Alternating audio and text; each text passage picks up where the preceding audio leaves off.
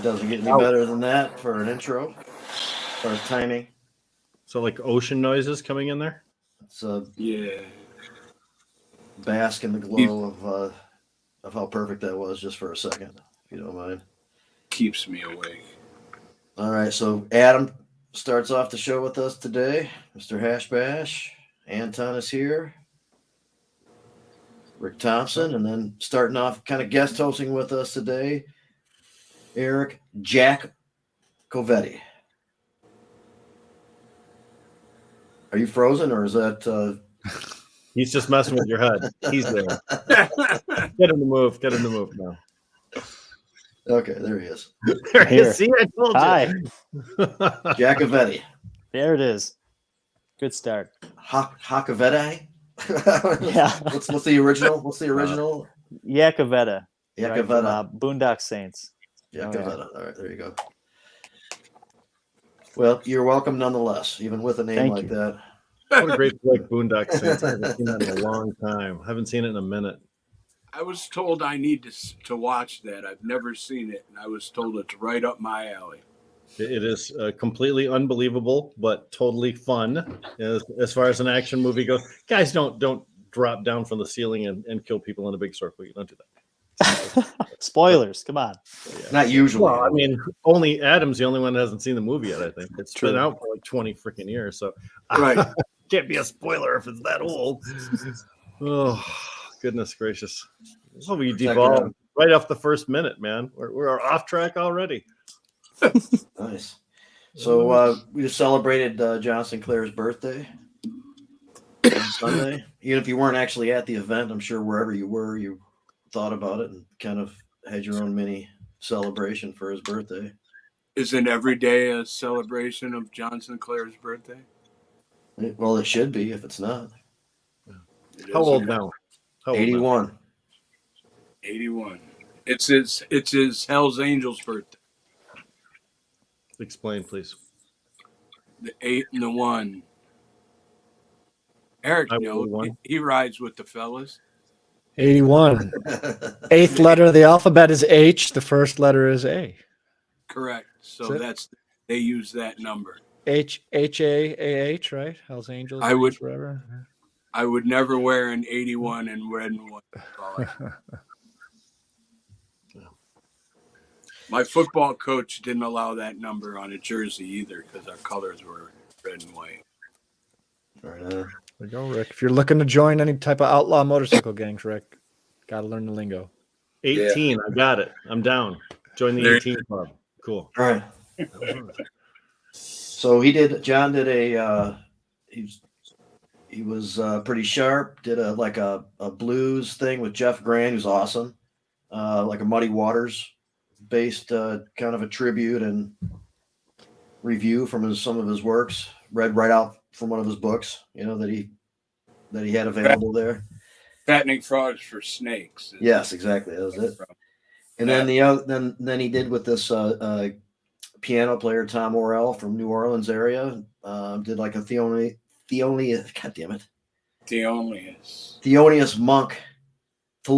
Monk set of pieces too. He would take one of the songs and write a poem to it, and then the song's the background for the spoken word over the top, and they had this arrangement going on, and he was actually in town recording some of that stuff with John. So that's coming out. There's also a box set of John's existing recordings coming out too pretty soon, from what I understand. The cool thing about these Thelonious Monk stuff is that the music you were hearing was almost what Monk wrote. So this guy took the Monk stuff and changed it just enough so that it worked well for John. Yeah, so he made the space for John to do the spoken word over the top of it at times and stuff like that. It was cool, man. I mean, and shit, man. That whole package, Fattening Frogs for Snakes, that was the fourth part of the book that John did, and I toured with him on that when he first came out with that, and it's basically the history of the blues and the migration of the blues from the South to the Northeast. And if you ever want to learn about the blues, John Sinclair and Fattening Frogs for Snakes will teach you everything you Yeah. need. Because I didn't know a lot of that shit. No, there's some real structural lessons about the blues in there for sure. And what I thought was really cool is when John mentioned that Jeff Grant actually hung out with Muddy Waters and learned shit from him, you know, taught on guitar. Jeff Grant how to play. It was let's sit down and let me show you how to do this type of situation. And it was so, I mean, I guess authentic is the word. I mean, Jeff was like, if you listen to Muddy Waters, he was like really emulating the feel and the sound, and it was old school. So, I mean, as you would expect, sound. And it's interesting because you would never, if I told you that I wanted to book a show with you and it was blues poetry, you would have historical blues poetry. You would have no interest at all. This is done in such a way that you may not have ever heard of some of these people. But when you're done, you want to go look them up and find out who that guy was. You know? I mean, it's fascinating stuff. And the way John does it by using the history of the blues to create the poetry. The music is the music of the blues. So that we come by easy. But the poems, how they're written, to me was just phenomenal. Well, they're designed to totally fit, you know, the genre and the feel, and they're immersed right into that whole scene that he's describing. You know, the whole structure that he's describing. It is really cool. It's got extra layers and that aren't immediately available, and so that's it's cool to let people know about that. I will say one of the things I've always wanted to do with John, and I hope to be able to get to do it in the next year or two, is to have Jeff have exactly what you saw, which is Jeff Grant sitting playing guitar for John, and John doing his poetry. But behind them, honest, what you see behind John and Jeff is what's being discussed. So the names, the names are heard, the faces are seen. When they talk about certain spots, Dockery Farms and different plantations and things like that, we represent all of that in a visual behind us, and it becomes a multimedia show. I've wanted to put that together for a while. I'm hoping to be able to do so. That would be extremely cool, man, and I would like to see that happen. I mean, that I could picture that component on top of what we saw the other night, and that would be really cool reference, you know, for a lot of people. Maybe not something like intimate, like small like that, but like a nicer presentation at a theater style thing or something like that. I mean, and the nice thing is once you put the package together, you can do it anywhere. Right. You can do it anywhere. And you don't have to show word for word what's being said. You know, he does a number 21 Days in Jail where they talk about all kinds of crimes they were committing while they were in jail. How the sheriff used to let them out to go play blues for the white people in town and things like that. Wow. This was Robert Lockwood Jr. who the song was about.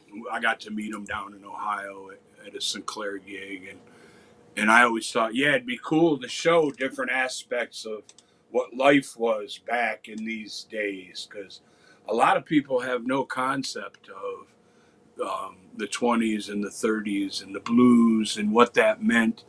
I like to say the word, so I'll use it, but people, they have no idea what the Chitlin Express was. You know, they don't understand why there's certain hotels that are 100 years old, and how these 100-year-old hotels are only 100-year-old hotels because they were the only place black people could stay for 60 years. It's only the last 40 years that white people stayed there. You know, and these local towns, they celebrate these 100-year-old, 150-year-old places, and being with John and working with John, you learn about it. I mean, I can't tell you how many times we had to go in the side entrance of a building because that's how you got in. You didn't realize you were going to a club or anything. It was this little hole in the wall, and the hole in the wall opened up to paradise. Blind Pig. But The loge entrance at the Fox Theater is like that too. It's just a door, in a wall, and it doesn't really have a whole lot of pomp or circumstance as opposed to the front, which is full of lights and red carpets and velvet ropes and such. But you get in that loge entrance and climb up those stairs, and you're in the second floor balcony dining area. It's beautiful. Yep. Yep. So obviously Eric's fallen in and out. Hopefully he'll come back on in a little bit. But Rick and I went to, we said we were going to this week, and it did happen. Went to go help conduct a town hall discussion in Cucaulin, and it was kind of based around support for a local initiative to opt in for retail stores. They already have medical there, but the local decision makers seem to not want to go any further unless the majority of the constituents vote for it. Had they opted out at one point, or moratoriumed at one point? Mm-hmm. For adult use, they did. Yep. Yeah. That would be an interesting thing for you brainiac types. I'm interested in how many communities created a moratorium when things first got going, and how many of them now have licensed facilities within their communities or still don't have licensed facilities. That's an easy answer because the CRA has on their website a list of all communities which signed into the opt-out during that opt-out period, and then also a list of all communities in which we got cannabis businesses in. So you could compare the two. But also, I'm interested in the moratorium people. That to me is different. The thing that might be, I guess important to know about that possibly is there was the interpretation by the department, and I still disagree with it. So do I. That these towns and cities had to opt out in order to stop businesses from opening up, when it was really written so that if they just didn't have an ordinance, you couldn't open up. You couldn't. Right. You had to have a certification letter from the city clerk or the clerk of that particular community, and if there was no ordinance, you could get no certification letter.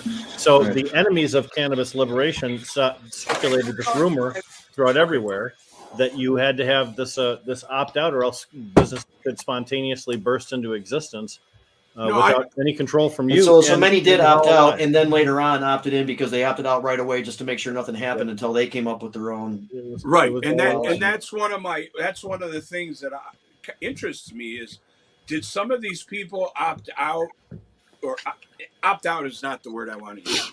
Did some of these people come up with a moratorium because they were scared that now the devil had been loosened from his cage, and they didn't know what was coming, and they wanted to slow things down and be in control, so they had a moratorium against business? Because that was before opting in or out.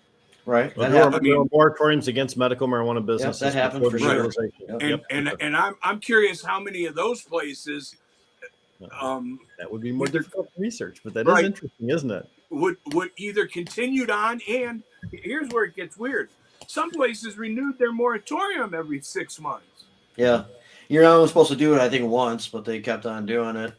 Because the moratoriums are emergency measures taken by a local community to put a stopgap in place so that they don't have to have an inrush of something. But it's not meant for long term, and yet some people, as was mentioned, 5, 6, 7 renewals of a moratorium that was only allowed one renewal.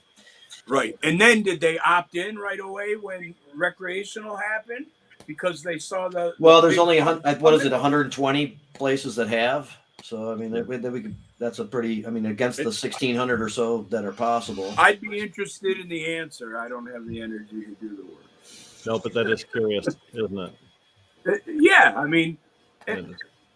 again, I'm still interested in knowing how many legislators voted against marijuana who are now on the side of marijuana. Oh, wait. All of them, except the new ones. Well, there's still a couple of religious people there who stick to their guns. Jamie and I started talking this whole conversation about the call-in meeting, and that was notorious for the pushback we received from a very small group of citizens. At one point, one of the women said, "Everybody that's voting no on this ordinance, stand up." 7 people out of about 30 stood up. So it wasn't the majority, but they were very vocal. And during our question and answer sessions, some of the things they said were really 1950s all over. So again. this is going to sound ageist, but with the exception of maybe one or two, most of the people that were in opposition were noticeably pretty old. What? I've said it over and over and over. We are the death of one generation away from not having problems. Well, And the stuff that their objections were old school stuff. I mean, stuff we heard about 10, 15 years ago with these discussions. I wouldn't be so confident in that, and I wanted to apologize too, gentlemen, for the disconnecting. But one thing specifically as relates to the legislators changing their mind, I consider that a positive, as long as they're not doing it for a grandstanding method. Oh no, they don't. They do it because they owe favors and owe deals, and why they do it. You're right. It's not important. Matter of fact, any way we can bring people to our side is a good way. They do come around by just becoming not. enlightened, though. That it's not necessarily just driven that way out of the best position for their own power or financial. And certainly a yes vote on a resolution doesn't necessarily mean that person has changed their mind. They could oftentimes yes votes are treated like currency in the legislature. If you vote yes for me, I will give you yes on 2 votes in the future. You will get a second round draft yes in next year's election, whatever it is. It's quite the barter system there. And I also got MSU tickets. Something doesn't mean they change their mind, though. And I also got MSU tickets in the box, so you'll let me There know are when you want to go. There are some places where it gets a little scary involving the real estate, especially because I know on my tour of the state, I had a few conversations with some operators that were it just so happened that the person on city council that was the deciding vote was a property owner next to the area that would be zoned or green zoned. So that's why they were maintaining that they didn't want to be an advocate for it, because it wasn't in their benefit to uphold their property. It's not uncommon, unfortunately. That's kind of scenario. Oftentimes, the leaders in these communities are business professionals that have risen to the top of their communities in those ways. So that's what councilmen and supervisors are oftentimes made up of. So there's almost always an inherent conflict on a board in almost any significant budgetary decision that's made.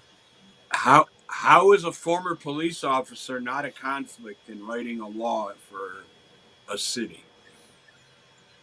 How do we allow that as human beings? Forget about his potheads. I do want to be able to see the other side of the coin there, though, just because. I mean, look, and I know Jamie and I, this is probably the least popular thing I could ever say in the cannabis community, but it's not going to stop me from saying it. Like, we can't shy away from engaging in dialogue with police, regardless of their history, especially when it comes to an educating standpoint from advocacy, where we need their voices to help us advance more opt-ins. We need more of their voices to help us advance. You just want to hope that it happens ethically without the shady backroom dealings that we. Also we're concerned about it most of the time, but think if somebody like Steve Miller was doing that, then we want that. You want police officers' opinion. You don't want the police officers' association's opinion. You don't want the chief of police association's opinion, because they don't speak for the chiefs of police. Matter of fact, the fire chiefs group, specifically and I'll never forget this, in a back and forth that I was involved in, he specifically said that growing indoors is dangerous and they find fires all the time. Every fire chief I have ever met since that day, I have asked this question. The question being, do you find indoor grows to be a fire hazard? How many have you come upon? Is it really a short in the system there?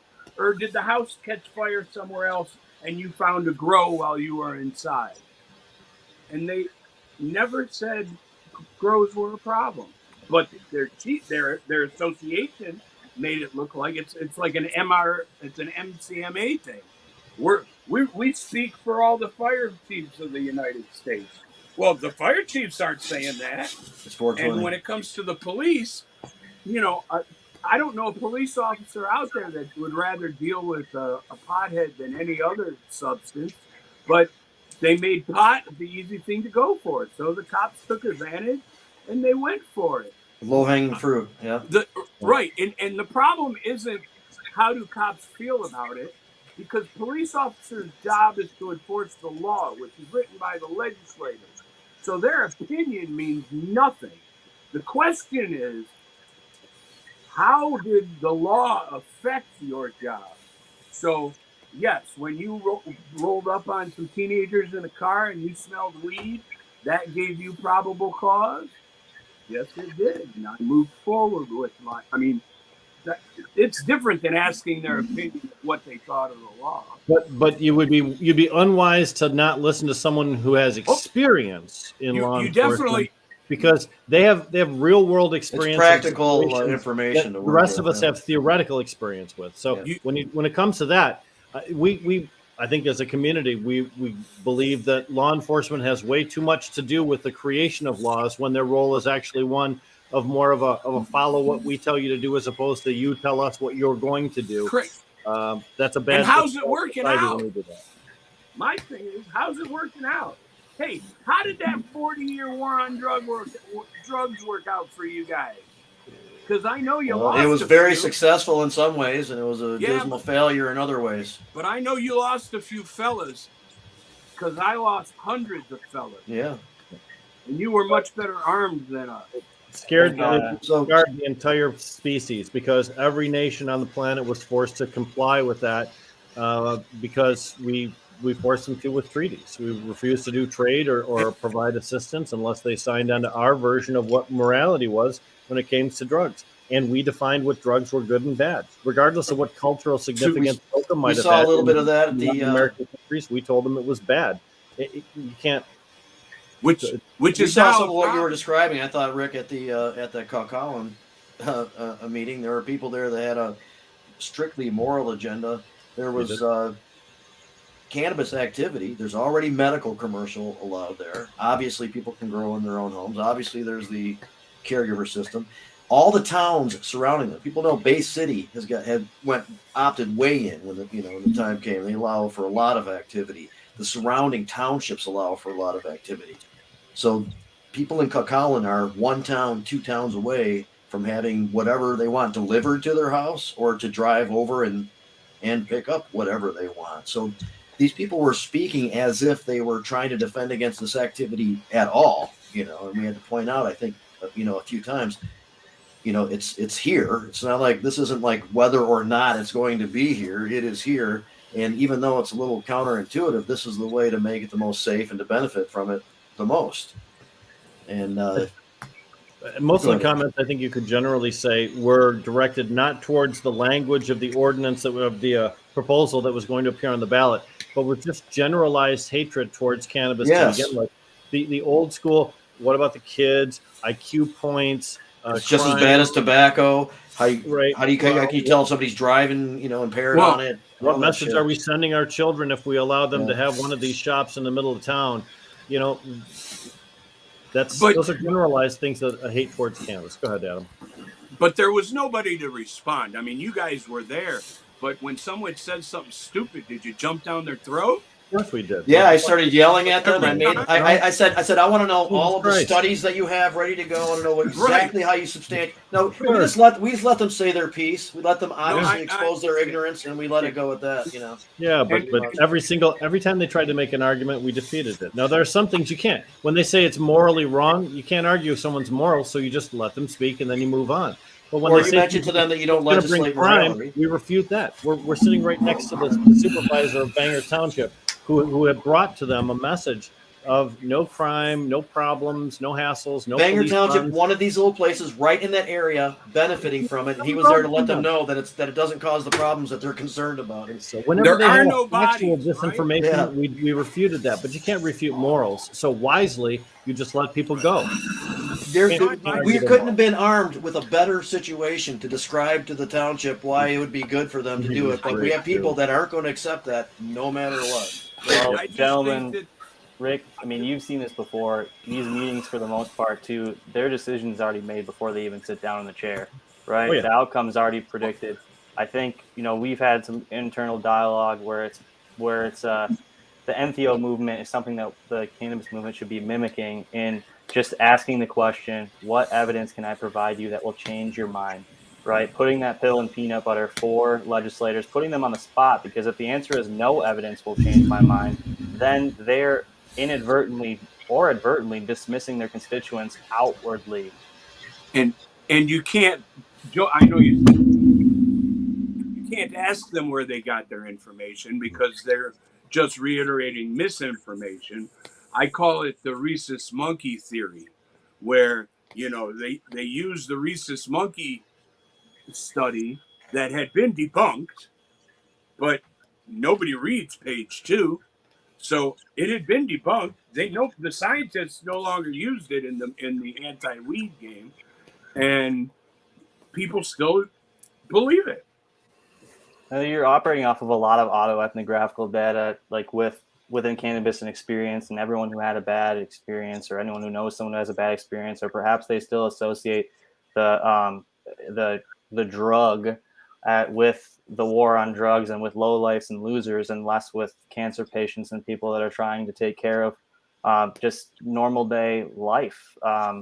It's still shocking. I mean, this is just this past spring attending a Lucky Leaf Expo and seeing some of the patrons there. Let me just let people know who you are just a little bit more and get into a little bit more of a conversation, because sure, you participated directly in the license industry, heading up a sales department for a cultivator, learning a lot from that perspective, meeting a lot of other people in the industry. So I came across you, I think, at a industry association, Michigan Cannabis Industry Association thing, or maybe some other expo, but in that arena.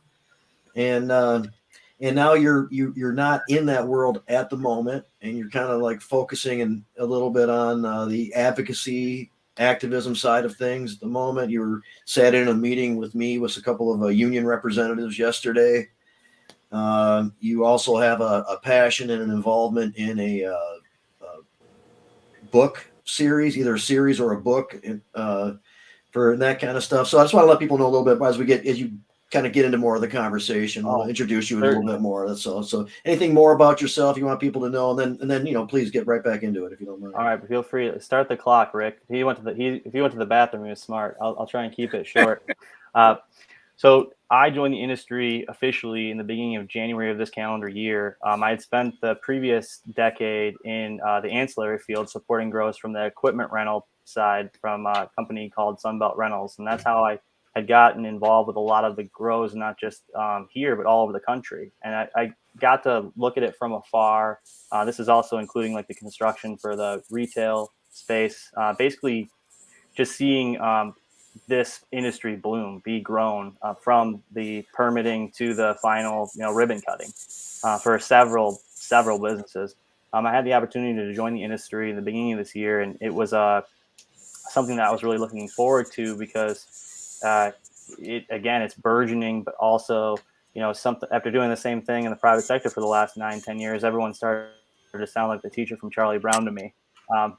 So I decided to go about it a different way, which is the hyper focus, just learn, right? Learn as much as possible, drink from a fire hose. I got in the car and I went and visited as many single brick and mortars as I possibly could, talked to every single person that I possibly could. And that wasn't just on the retail side, even though we were, a cultivator that would only be able to sell to provisioning centers or processors. I went to other grows. I went to indoor grows. I went to outdoor grows. I went to labs. I had the chance to just to have full-blown conversations with receptionists, admin assistants, inventory, bud tenders, you name it. It is kind of to a fault of mine that I will enjoy a conversation or the 20 questions of self-disclosure with just about anybody. But it's something that from being in sales, if you know, like one thing that you're constantly battling is that imposter syndrome, right? Like, am I okay? Should I be doing this? Like, is this okay? So if you're even asking yourself that question, then yeah, at least you're maintaining some sort of ethics about yourself. And ultimately, I wanted to be able to provide that credibility on my end that I just did not have from the years I was involved in the ancillaries. But my background comes from teaching before this. So I was a graduate teaching instructor at Central Michigan. Fire up chips. Sorry, I have to say it. My wife hates every time I say it, but I gotta say it.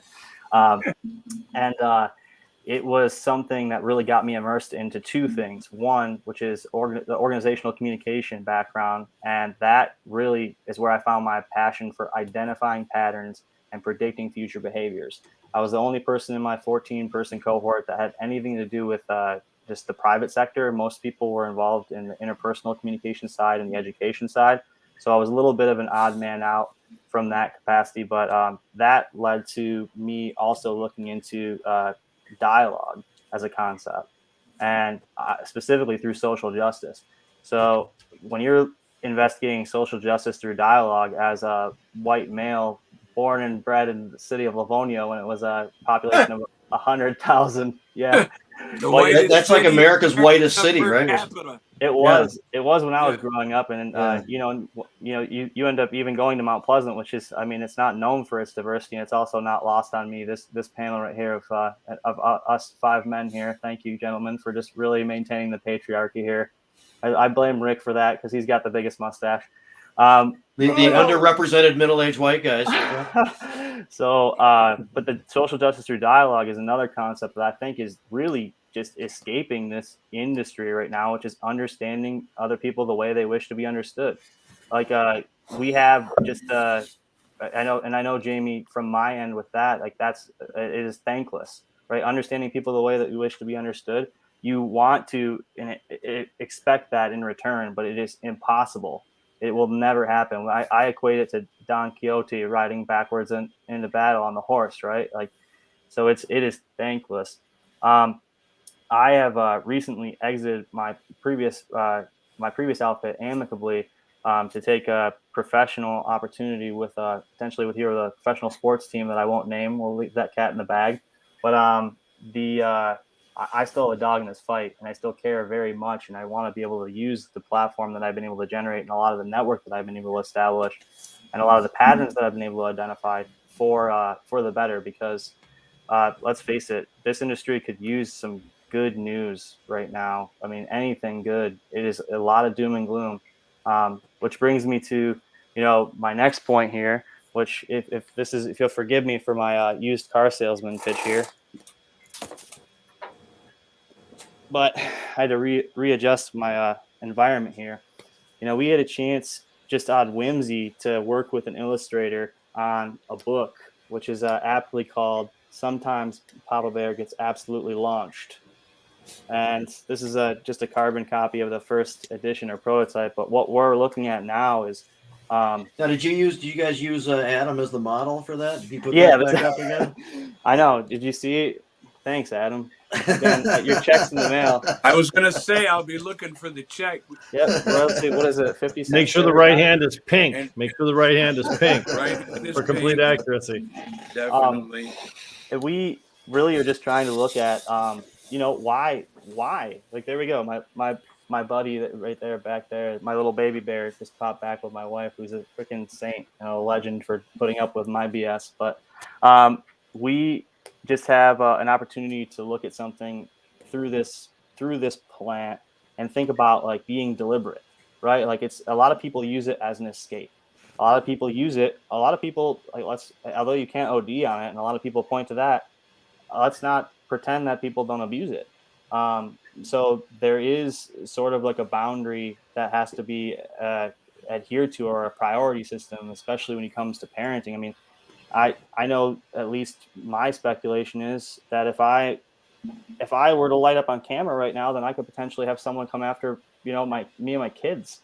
right? Like that's as much as I would like to join the gentleman here. It is an inherent risk from a child protective services standpoint. So really, I might tell you as someone who has dealt with them, not according to them. Oh, not according to them from an authority standpoint.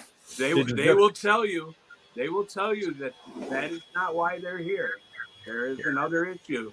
And while they're here, they may give you a hard time, but that is not a reason for them to get involved in your life.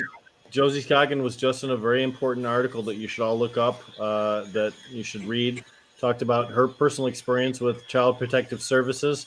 All I know is I'm not letting him take my baby away. I just got this guy just today in my adult size Happy Meal, and he's staying with me. So, right. By the way, my kids are all older, so I don't have to worry about that. But it is still a valid concern for people, especially pregnant mothers. That's the problem. It really is. We have noticed a pattern. So myself and an illustrator, his name goes by Elder Cactus. It's funny. I always laugh like every single time I go to say like you got to see his work. He's a real talent, and then I'll pull up like the crudest possible thing that he could have ever made, and it's like, well, hold on, let me keep scrolling and show you. No, he really is just an incredible talent, and then we just we're trying to engage in that dialogue and have just an honest look inward, and also just a conversation. One theme that we've identified across the Canamom or Canadad or Cannabis, any type of parenting in cannabis, is that there is a real in your face, our way or the highway.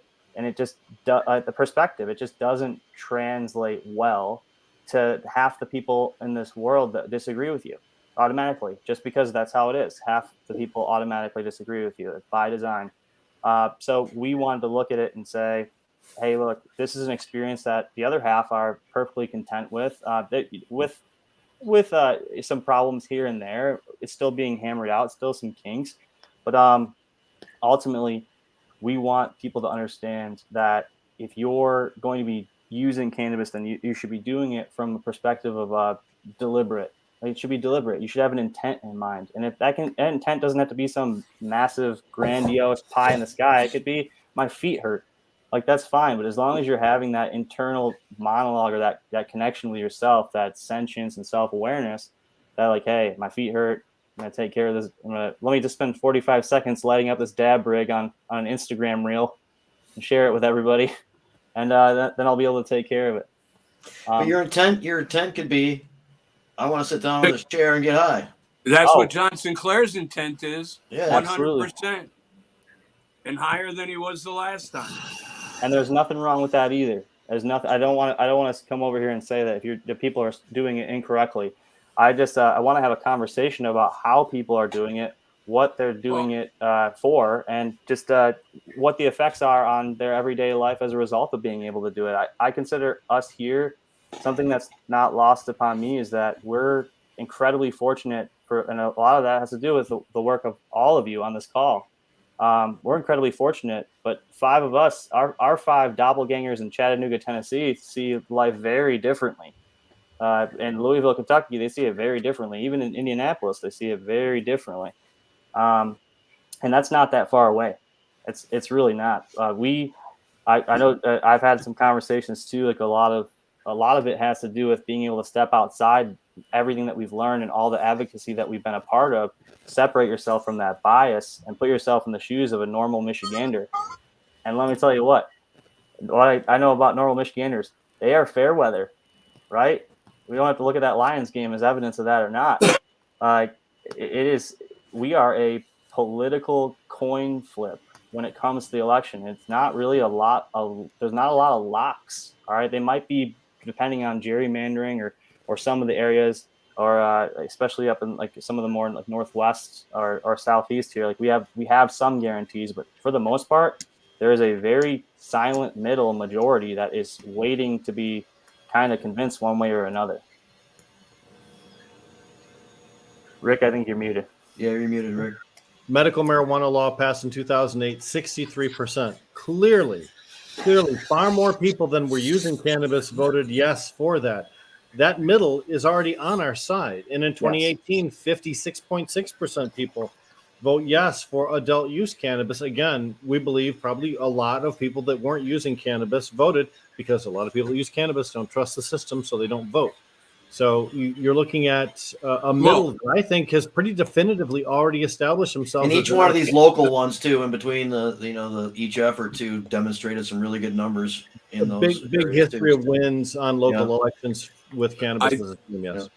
I think the math also is proven in the fact that every year the numbers keep growing and growing and growing.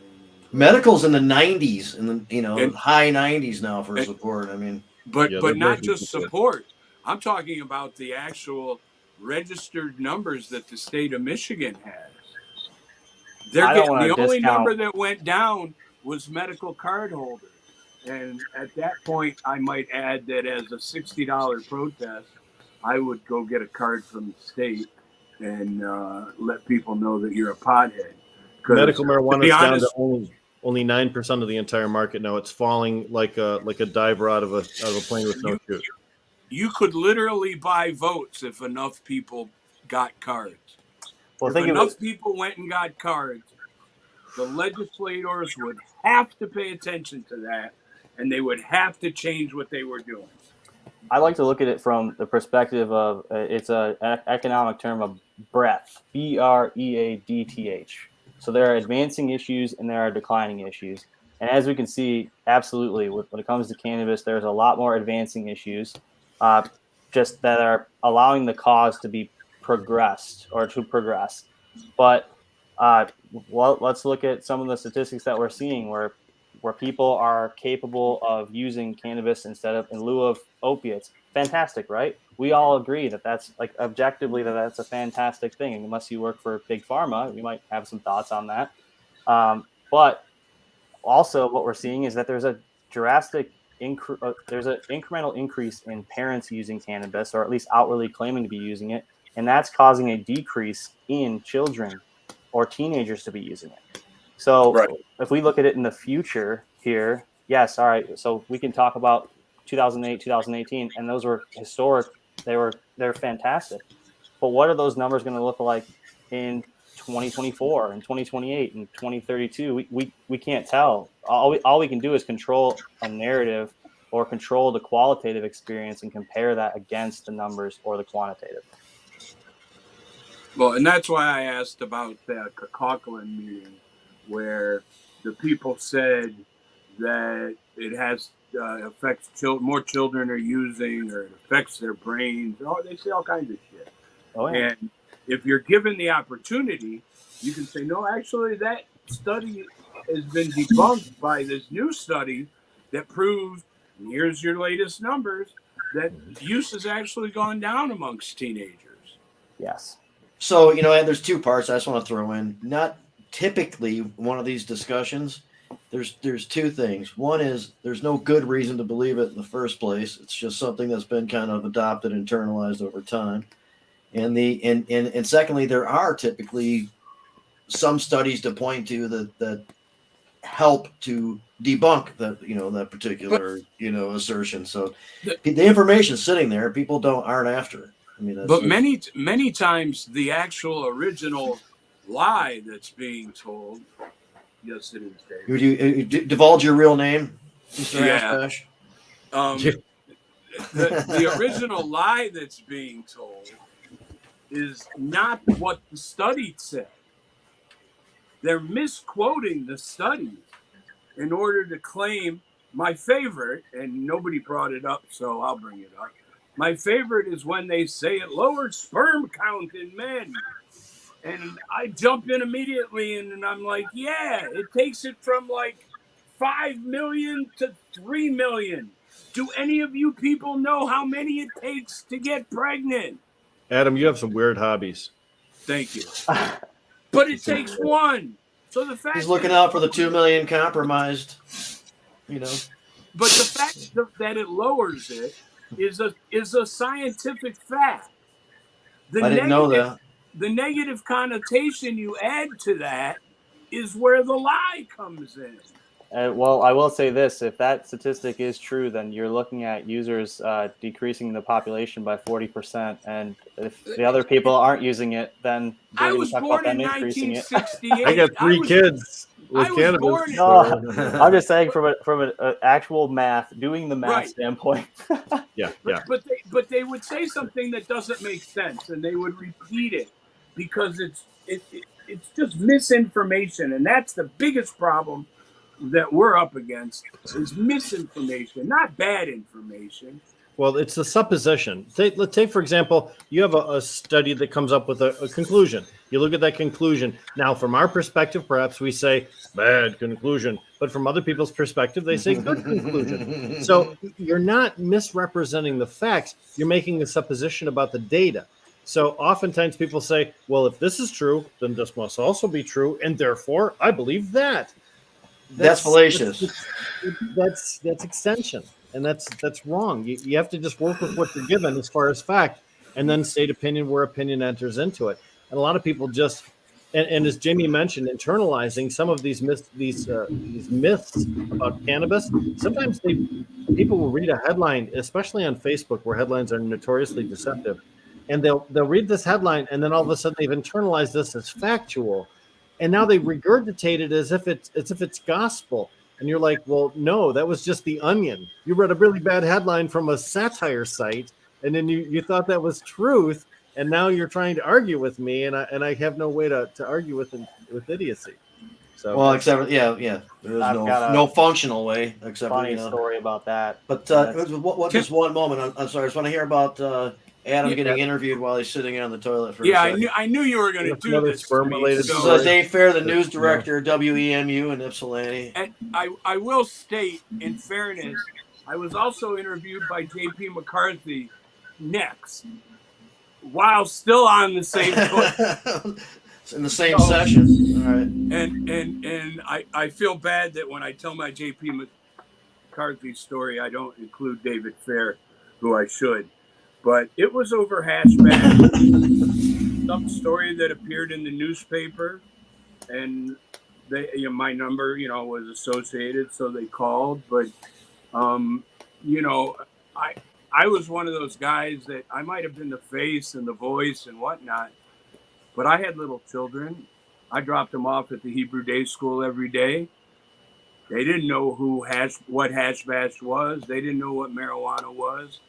I always figured that my high school kids would one day be called into the corner by their buddies to say, hey, man, you want to hit the joint?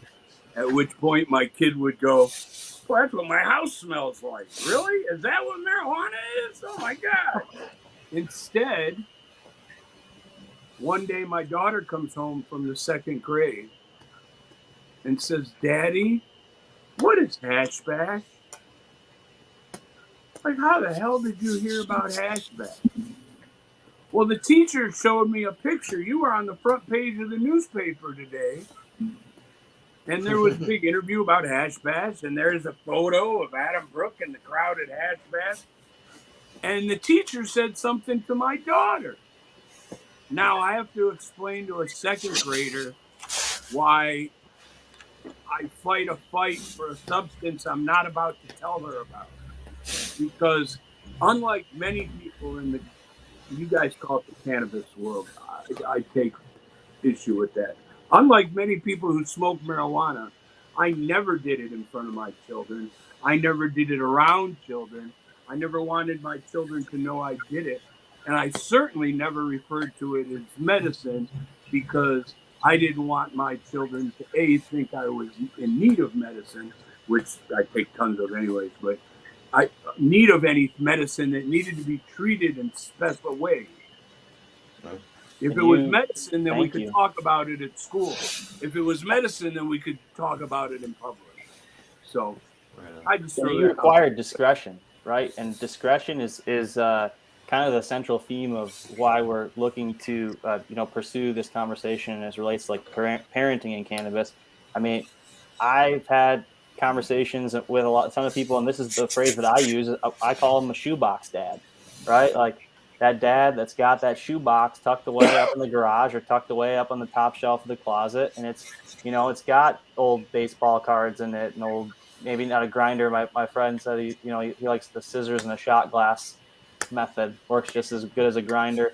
Papers, and that's there was a time and a place. It was kept there because it was kept out of reach of children.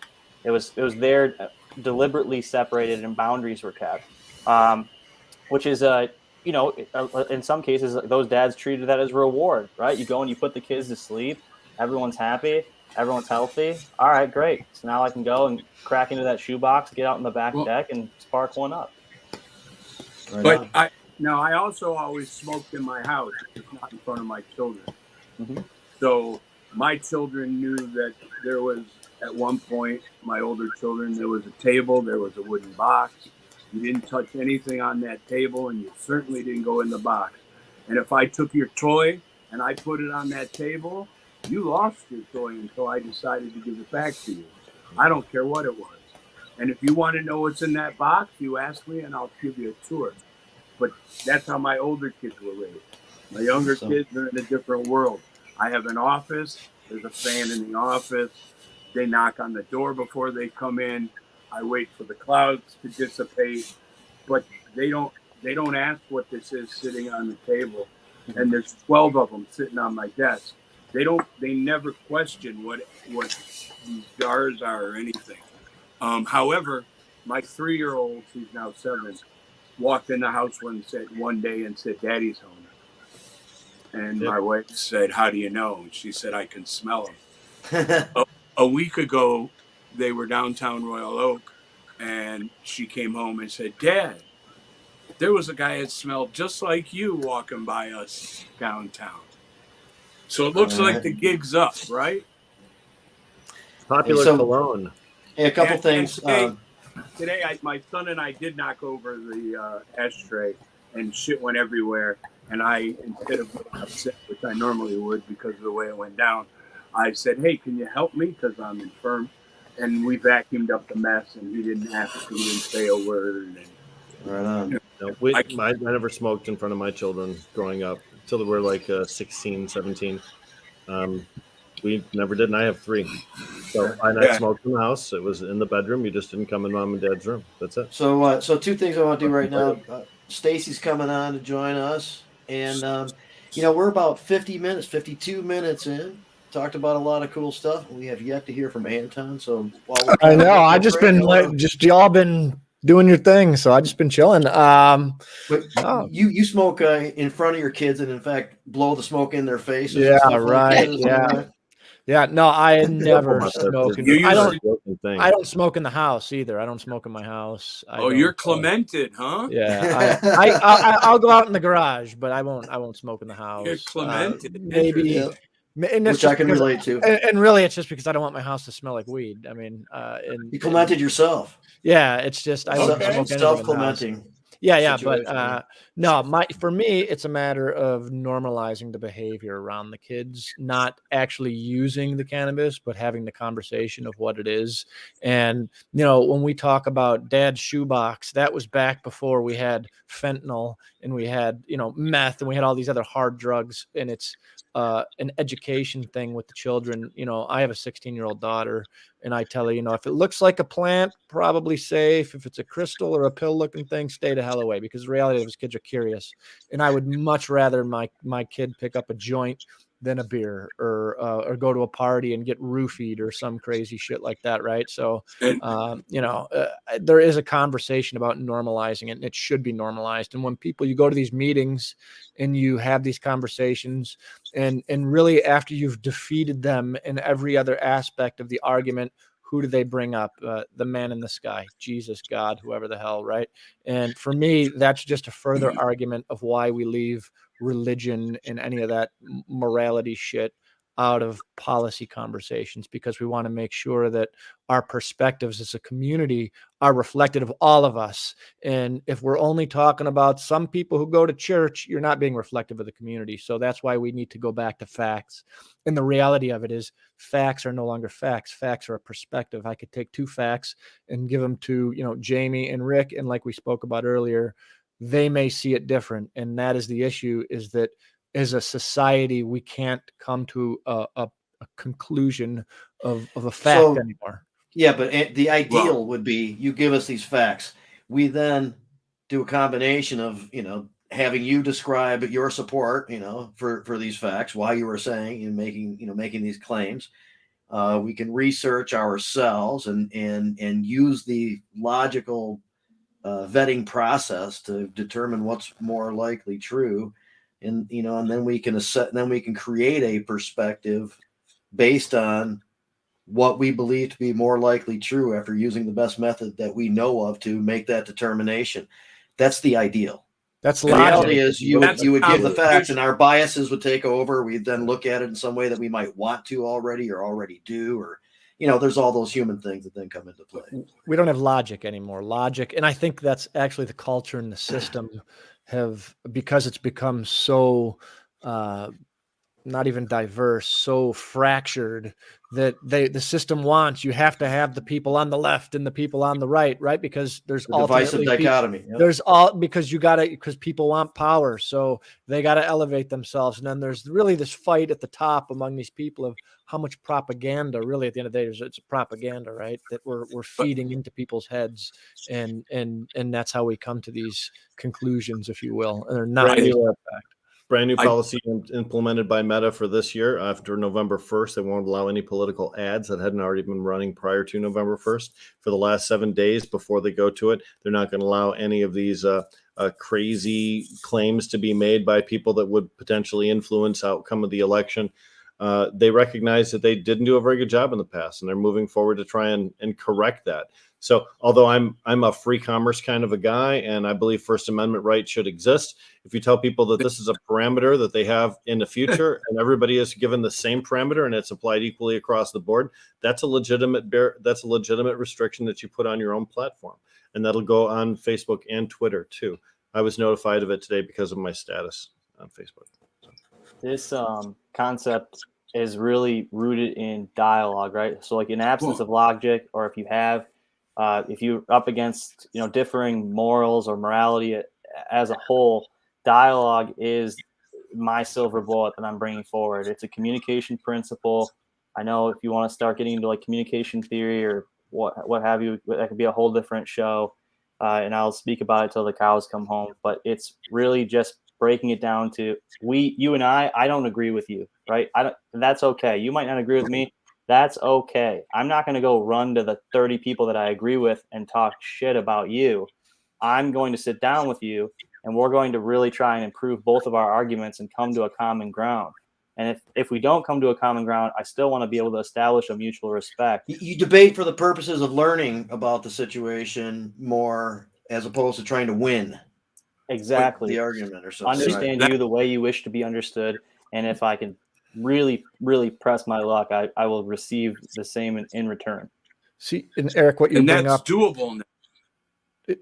It is, but you know what? The issue is that to be able to do that takes an incredible amount of emotional intelligence, and we are in a very emotionally stupid society as the years progress, right? And to have that dialogue and to be able to come to common ground means you have to be able to look at different perspectives, and that right there is the issue, right? We become so rooted in not having that conversation, and that's inhibiting the progress, not only in the cannabis space, but I mean really just society in general. It is instant gratification. This is something that you have to throw away. Like there's no instant gratification. It's going to be kind of a marathon here, right? Like, so I look at a lot of these opt-ins and opt-outs, all those conversations or all those the climate of opinion surrounding that. And I would like to see less town halls, which are, arguably scripted, and we already know the outcome of them. And I'd like to see more small dialogues with a representative sample from every single opinion from the constituents, even if it's 10 people, right, coming together to sit down in a small town, or if it's 30 people, great. But I would prefer the smaller 10, 13 groups that you're able to sit down and have someone who's capable of facilitating them really start to learn more and understand people the way they wish to be understood. You know, Eric, your perspective on getting incremental change and not getting too excited about making the huge leap. I mean, it's not lost on like myself and Rick, for example. But look at Adam here, decades in, man. The incremental change is what he has seen and gotten used to. We used to have those type of community meetings where, weed's coming, ladies and gentlemen. You better, come to the local meeting and see how it's going to be dealt with. And people would show up outraged that marijuana was coming because they believed all that crap. And I mean, we were doing that 20, 30 years ago. Out of all those people, very few are actually interested in trying to learn more to see where their perspective should be. They have no interest. Right. Very few interest in learning. In learning it. I like to, believe it or not, I like to shock people. I like to say things that are so abhorrent that you can't imagine that Harry Anslinger was able to get that published in the newspaper. But it was because people believed stuff like that back in the day. Mm-hmm. I love reading the letter Nixon writes about why the war on drugs needs to happen because of how he can control black and brown people. I think that's awesome. Why? Because he put it in writing, and how it wasn't challenged is beyond me.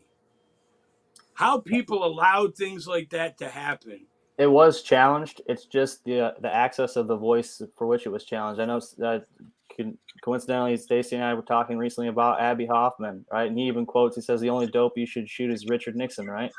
So, for the record, the Who was in town last night, and Abby Hoffman did get up on stage during their set at Woodstock and holler for the freedom of John Sinclair. So I had to say that because the timing is everything. But I mean, we live in a different world. Times have changed, but the go-to back in the day against marijuana is going to be looked at in the future as comical. I mean, Cheech and Chong is not, I'm sorry. Tommy Chong, I would consider him a friend. Okay? I don't find weed humor funny. I just don't. I find it offensive. The stereotypical shit, I agree with you, Adam. I've been over that for a while now. I never watched that 70s show because they were forced by the network, mind you, to not show smoking of weed. They just implied it that they were in the circle. They implied that they were sitting in a big circle. Yeah. And I was offended by that, so I didn't watch one of the greatest TV shows of all time. I know what it is, but there was some funny shit in it. But yeah, but I mean, I'm a purist. Hey, so I'm sorry. Go ahead, Rick. Well, I'm just going to say, look, what we're really talking about here, I think, in a bigger picture, is a difference between the visible versus the real. I mean, what we see in newspapers and in magazines and on television, the visible, those are the worst examples of society that are plucked out so that they can garner greater ratings for the media companies, that they can sell more magazines, more newspapers. These are cherry picking information to influence people's perspective. The craziest froth on top of a beautiful latte, right? Okay, so we're looking at the crazy froth, but what really America is mostly that wonderful latte underneath, right? So when you're looking at society and judging it based on what we see in media, we're creating amongst ourselves a false sense of what America is about. And we're also projecting that message out to other nations who also get an idea that we all either have Waka Flocka chains around our necks, or else we are ridiculously Elon Musk wealthy, and everybody lives in these giant homes that are with seaside views. So what we do is different than who we are. And I think oftentimes we develop opinions about an industry, about a society, about a group of people based on what media shows us. And that's really false. It really And is. they're banking on us getting into arguments of logic versus it's a distraction, right? It's something that it takes up a lot of time, and it even just. I mean, I know like we've been requesting some Freedom of Information Act information. Like if you do it with what states, if you do it with one city versus doing it with another, you end up waiting multiple weeks more. It's all about time, the morality and the logic. It's really it's just a distraction, gentlemen and Stacy. It's something that we have to really pay attention to less of. The heartbeat laws. That's there's an example. It happens all the time, and it happens effectively. We're not tuned in this country to view things critically. We just accept a lot of shit when it's handed to us with whatever source we have found to be credible. And there's fatigue too. I mean, just look at. I mean, you're going to talk about a tumultuous time in this country over the last 4 years, 5 years, 6 years. I mean, there's a lot of fatigue from everybody about what's being published or shared or heard. So, as a result of that, like, yeah, I mean, that you're going to get people abstaining from the conversation just off that alone. Because they're burnt out. Last week, we brought up because of Stacy's providing the information about the layoffs from Gage and Cookies and the most recent round. And we've had Stacy on talking about, labor issues at large. We did a special show. Stacy basically ran it and got all the people on there from Sugar Law Firm and other places and stuff like that. Eric, Stacy, and myself met with a couple representatives from the UFCW. I forgot the number. Hemp and Cannabis Division 876. Yeah, 876. They've been working with other states since I think 2010 or something. There was one time it was the first industry association Rick and I were involved with and helped to form, the Michigan Association of Compassion Centers. And one time we had a meeting and a representative of the union showed up and talked to us. We weren't under state recognized commercial systems at that point yet. So I don't think that it kind of dissolved those discussions, but obviously stuff can go down now. They are the ones that are working with the people in Loom that recently organized. That was in the news starting a couple weeks ago, I think. The idea, I think, is for that to be a model now. They're really working with them to demonstrate how that works and to have other people figure that out and to draw attention to it and stuff. But I thought what they said was really cool. I think that, that this emerging industry could use that type of organization. There's a lot of turnover, low pay turnover stuff. There's people getting laid off now that are just left in a lurch over it. There's a lot of things that type of organization could be softening some blows for. And these are people that are citizens that are dedicated to this new industry. Many people call it their dream job and are there for 3 months and realize, it's not all it's cracked up to be, and subject to a lot of these. Yeah. So anyway, just, want to get into that a little bit more. There's some more interesting things that came out of that whole thing, but it's actually starting now. I mean, and the people, there's interest in. There definitely is. Sorry, I don't mean to cut you off, Jim. Your thoughts on it, Stace. I just want to kind of set that up a little bit. Yeah, right on, man. Appreciate it. Yeah, good to see everybody. And we were talking about, the legitimacy of what we're hearing, within the community and, the kind of news and facts that we're getting. And, when anybody, not when anybody, I don't mean to speak in absolutes, but, when the term union comes up, there's definitely a lot of pushback. And that is from decades of propaganda. Similar to cannabis in some ways, right? Right, exactly. So there's almost like two doors that you have to get through. You have to get through the stigma, the negative stigma of cannabis, the devil's lettuce, and the morality issue behind that, and also the bad stigmas that surround shitty union shenanigans that happened 40 years ago. There's always a bad and a good in every sector of an industry. And, there's always going to be bad and a good in a union too. But unfortunately, fortunately, it's taking a lot of these mass layoffs. And again, unfortunately, seeing a lot of injuries coming out to the forefront to really make people look at like, hey, what are we doing here? Who's actually enforcing, health and safety standards within these facilities? Everything from retail, to grow facilities to processing facilities. And we're talking about Loom a little bit, and Loom just fired another 40 people. Laid them off. They gave them an ultimatum. They said, okay, you're either going to get 1 week's worth of pay, or you can continue to work for 6 weeks, but you have to work at our outdoor grow during Croptober, and then you can reapply for your job at, around the beginning of November.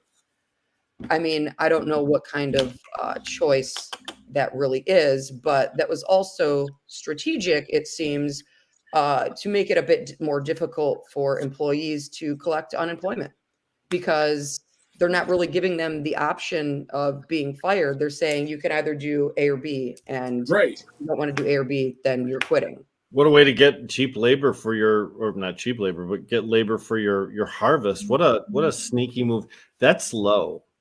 Even by corporate standards, that's low. And it is cheap labor, because once they get known for firing people, they're going to have a hard time hiring people. Wow. And,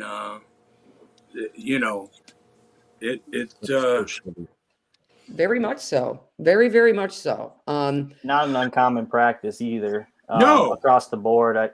I will say, again, like before, even just saying the U word, you may have inadvertently caused some people to click off this, right? So like what's the root of the issue? The root of the issue is, are your employees safe? Like, are they taken care of? So there are plenty of operators within the state, within the cannabis industry, or within the cannabis space that do run ethical, well-ran, they take care of their employees. All right. So perhaps that's not an option for them, right? Because they don't have that issue. However, for those that aren't, it's at least up to the workers to have the choice, right? To not have that baby get strangled in the cradle, strategically by a principal or by a just separate interests. Yeah. Now, National Labor Relations Board has been supportive to a certain degree when unionization efforts happen and they get squashed by companies like Starbucks, for example, or Amazon. We do see them standing up for protective issues, but most oftentimes those have to be settled in court. And many people who are aggrieved at their employment in the way that it's dissolved, they don't have the ability to go to court. Isn't that true? Well, I mean, it depends. If it's a health and safety issue, then you probably have some more legs to stand on. But however, how long does it take to get to that point? I don't think it's much of a secret that MIOSHA isn't the best to deal with. And they don't often take things very seriously, or, way after the fact. So, we're seeing a major lack of enforcement from not only the CRA, but, government agencies that we should be relying on to protect workers. Because at this point, I think it's, sort of safe to say that worker safety is not a priority for at least for large operators. The smaller the operator, the more I don't want to say care there is, but there's more care. Hey, speaking of that, feel free to segue into the issue that took place in Holyoke, Massachusetts. I wanted to kind of for sure. I think that tends to highlight the reason for this type of oversight being necessary in the emerging industry too.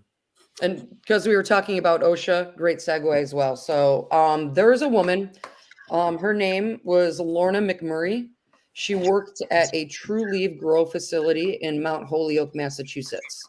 I'm not entirely sure how long she was employed there for, but on January 7th of this year, January 7th, 2022, she had complained of breathing issues. This was not the first time she had complained of breathing issues, but the only report that we really have is that, OSHA came through and they said that she had died and was killed, and I quote, killed by ground marijuana dust. Now, looking a little bit further into it, got to give a huge shout out to the Young Jerks who really broke this story just over a week ago. They had Lorna's stepfather call into the show, and he had Young Jerks is a podcast, right? That Yes. kind of like Yeah. a parody of Young Turks. Go ahead. Yeah. Right. They do some really solid work though. And really we're concentrating on this specific issue. So Lorna's stepfather had called into the show and gave a little bit more, elaborated a little bit more on the situation. She had said that she, you know, had a history of asthma. However, it was under control. But over a period of time, she had began asking him to grab masks from his work. He worked as a diesel mechanic because they were not being provided at the facility. She had been complaining about breathing problems for some time being there. So this wasn't just one day she worked in the facility and, you know, that night she passed away. This had, you know, been happening over a period of time. So it's kind of interesting that TrueLeave, who had released an official statement saying that they were providing PPE and, you know, they were taking all these issues seriously, you know, these encounters seem to discredit that, or at least go against that. You know, Reddit has revealed a little bit more as well about the situation, where there were people in upper management that were taking bets on how many times 911 or the ambulance would be called within a week's time, because there were so many issues going on at this facility. The respiratory issues was just one. Another was that they weren't given proper equipment to even do their jobs safely outside of just respiratory issues. There were reports that there were forklifts within the facility that they had used to move a lot of different things with, and there were no straps to hold anything down on the forklift. So they would have employees sit on the items on the forklift in order to keep it in place. I mean, you know, something like that is just completely inexcusable and ignorant. And, you know, what are we doing here? So, you know, going back to the union situation, unions tend to provide, as one of the many goals, actual standards and enforceable standards. You know, you would have a union steward. You know, people from the union are able to walk in to your place of work at any time, not to, you know, hound you for anything as the employee, but to make sure that your employer is keeping up their end of the bargain. And that means keeping you safe at all times. That's, you know, massively important. And this is exactly what people were fighting for in the 20s. Why are we fighting for the same shit 100 years later? This is just, it really is sad and ignorant. So, you know, OSHA, so the state has fined TrueLeave $35,563 or something. What is that? What is that really doing? What is that really doing? Is that what that woman's life was worth? Honestly, what's happening after that? They're still running. They're still opening, you know, they're still growing in there. What kind of actions are actually being taken other than a fine? Stacy, can I ask you two questions? The first is, do we know where in the facility she worked? Were they actually rolling pre-rolls there where there's a lot of dust that's created? Yeah. Because clearly if she's just working in the plant area, I can't see how any dust would be generated that way. And secondly, as far as their cause of death, is there an actual medical examiner's report that says this is the cause of death, or is this just something that's being claimed by OSHA or some sheriff organization? We've oftentimes seen those things turn out to be false flags. Right. Good questions. So for your first one, where was she working at and what department? So she was working in the pre-roll area where they were using large grinders in order to grind up, you know, large quantities of marijuana. That makes sense. And just by comments on Reddit, you know, nothing is proven along these lines as of yet. But some workers had stated that they were using, you know, what we would call illegal pesticides or herbicides on these plants. And when you grind them up, you know, in large quantities over a period of time, maybe some things can go wrong, and maybe we can, see some serious health issues develop. Again, that's just some quotes from Reddit. Not really sure if anything has been proven. And as far as, the medical examiner, this is a raw situation. And, I think the only person that really would have that access to that would be, stepfather or family, and not really sure what the level of comfortability of releasing that is just yet. I think that might, maybe take a minute. But take a minute. It's October. No, that's the first thing I'm thinking of is like, it's October. This happened in January. Like, regardless of how or like the what, like that's the thing that sticks out to me the most, is that this was able to be basically snuffed out for 9 months. That's the scary part. Was it snuffed out, or was it, remember, there's a family that is grieving, and this was very sudden. And, when it comes to something very heavy like that, do you necessarily, want to go out and blast it to the public? Is there any report of a civil suit or a settlement? Not that I'm aware of, but I just haven't seen anything in the articles that have been written thus far. Or just how they cut you off. But if that was the case, then they would be public, I guess. Maybe they're waiting for the right time or whatever. You did say that Reddit users have reported that there were other people with breathing issues, correct? Yeah. So it's never just one. In my experience over the past couple of years, it has never been just one. And I believe death certificates signed by the coroner are public record. I'm not really sure. I've never really fucked around with if in fact oftentimes postmortems aren't ordered unless there's some kind of criminal issue. They're expensive, and if a doctor determines that someone died because of respiratory illness, and then OSHA's interpreting that respiratory illness as being related to cannabis, then that's an assumption. That's not a factual actual. It could be a situation, as Roach brought up last night at Medical Mondays. No matter what the substance is, no matter what the huge amount of particulate that got inside somebody's system is, whether it was sawdust or cannabis dust, that it doesn't mean that a cannabis itself was the culprit. If it is in fact because of an abundant amount of and that may be why we haven't heard about it, because it wasn't what someone's claiming it is. They can't prove what. I'm not saying it's not, but they can't prove it, and they'd certainly like to be able to, I'm sure. But I'm more concerned about, and don't get me wrong, I'm taking the family in consideration when I say this.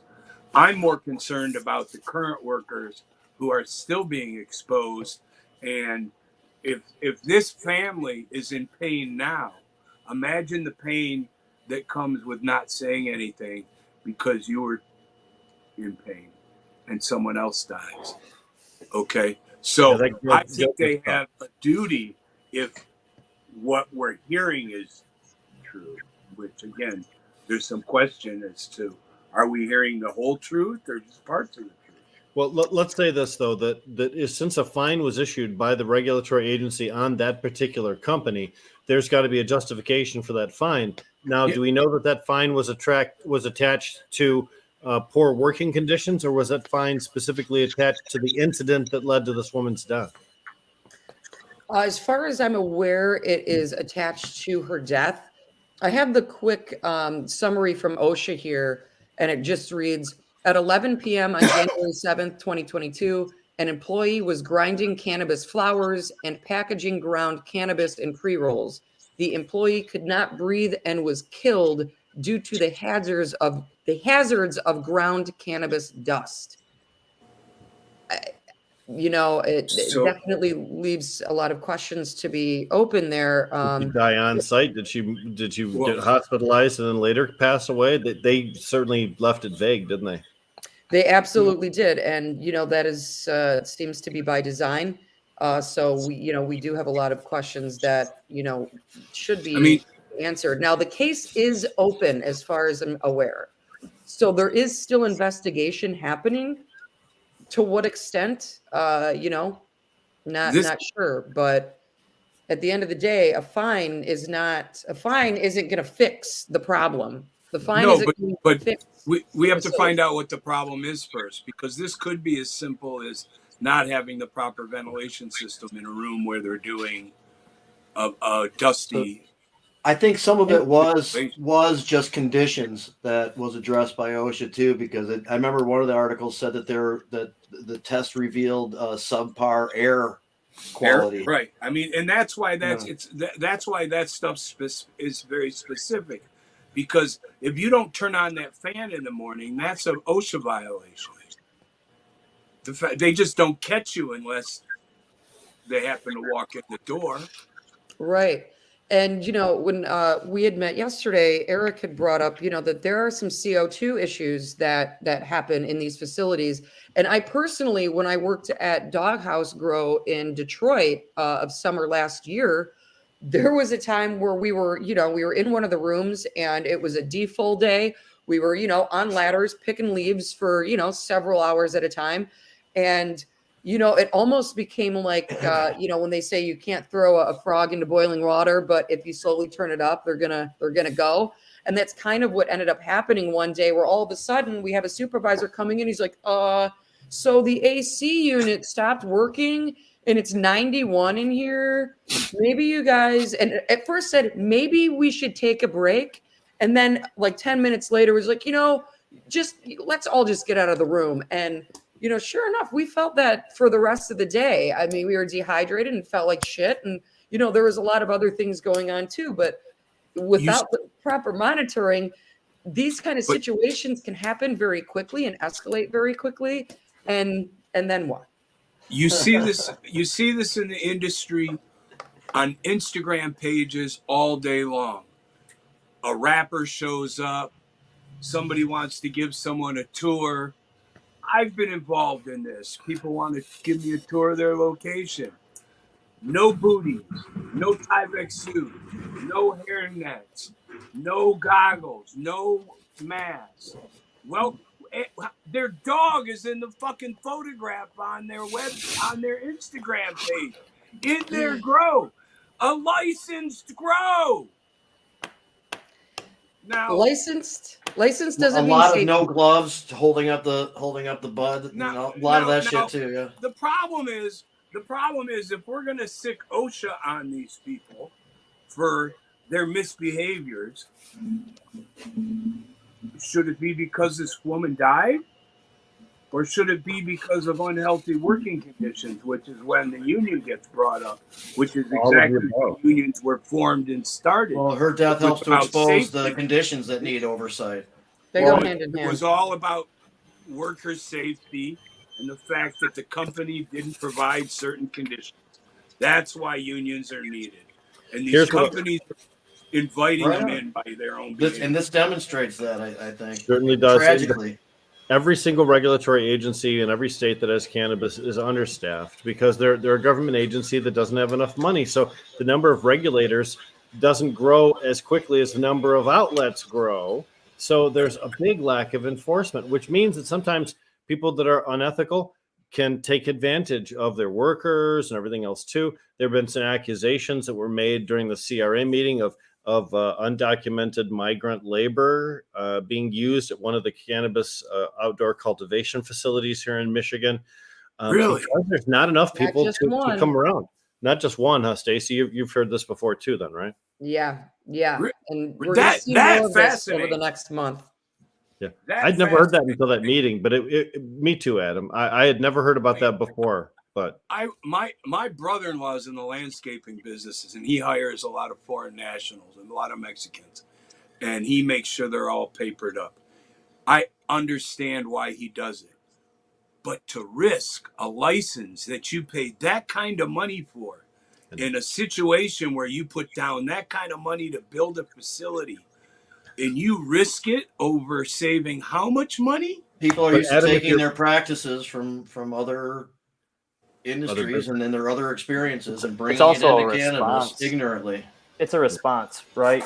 So if what do we see across the board? You see a price compression. So the top line revenue is not where it used to be. So where do we find it? Well, we find it in the bottom line, right? And that's usually going to end up with paying more people less or paying less people less. Well, Right. if a bookkeeper tells you if we don't get this crop out of the truth, field, I'm sorry, Stacey. If a bookkeeper tells you if we don't get this crop out of the field, we don't have a company come December 1st, then you go and get that crop out of the field by hook or by crook, by whatever means necessary. And although that wasn't the scenario 2 years ago, I think most of us appreciate that right now in a lot of cannabis companies, it is. We have no cash on hand. We burn through it all. All we've got is the cannabis that we have grown, and God help us if it doesn't pass testing. Stacey, I apologize. Go ahead. Year. Oh, sorry. Go ahead. Oh, you first. I was just gonna say, just look at this current year. I mean, we're seeing a YMT outbreak all across the entire indoor community, and a lot of that has to do with the fact that this is the first year that was really dry. Like, we didn't have our first real storms until later in the year, in the summer, and you got those same employees that aren't wearing booties or gloves or whatever, you going out and coming back in and going out and coming back in. Everyone here that cares about the product or cares about the crop, or they might know everything there is to know about it and how to grow it, but now they're becoming journeyman HVAC technicians after this year. Like, you want to talk about, like, I just knew how to grow cannabis. Like, I just knew how to grow pot, man. Like, I didn't know I had to learn how to disassemble an AC unit, like, in some or 20 of them, right? And there's a ton of just learning curves that it is that drinking from a fire hose, and a lot of trial and error in many cases. But now you're talking about the risks being just like zero sum. Well, the other thing we got to look at is who is this really affecting? Because, I mean, middle-aged people with 3 kids that require a 6-figure salary are not getting up on a fucking ladder picking leaves, and I'm just not gonna do it, right? Just, it's the younger generation, the younger kids that are suffering, that think this is like some cool adventure. There ain't money to be made in these jobs. They're like McDonald's or whatever. We need folks to do McDonald's, but are they really a path to higher income salaries? And I think a lot of these licensees set it up so the answer to that will be no, which makes these younger kids almost expendable. And that is the tragedy, because here's what's happened. When you take people and you put them in those environments and they get lung conditions, what happens is they get older. They can't work anymore. Now they become disabled. Now the system gets drained further. You know what I mean? So what we're doing is we're setting the younger generation up for failure, because the older people or the middle-aged people are already within whatever, they are the licensee, right? They're the ones that are skimming off the top. They're going to make as much money as they can. And when the place either burns down or shuts their doors or whatever, they walk away, they cash their chips in, and everybody loses their job, right? So I think that there's a lack of respect for our younger folks that are really, without them, there is no industry, there's no business, right? But the pill that's put in the peanut butter there is, oh my gosh, we need you, we love you. This is like, you're a part of a change. You're a part of a burgeoning. You know who else told me that? Sold in a totally different way. It's sold in a totally different package. You know who else said that? The United States Army, and they fucking lied. And they fucking lied to me. So to this day, right? But I mean, the industry has brought this stuff on itself because it's in its infancy.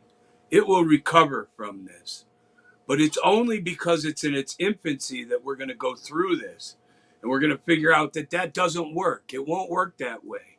This may have to be the McDonald's of jobs, trimming in the thing. But by then, we will have years and years and years of people doing this. Right now, when we started, there was it makes no sense to even say, but there was a time when there were dispensaries but no grow ops. So I don't know where the weed was coming from. Well, we do know where the weed was coming from. And the fact of the matter is that they tried to make some kind of sense out of something different. That worked just fine. Well, except for all the people that went to jail.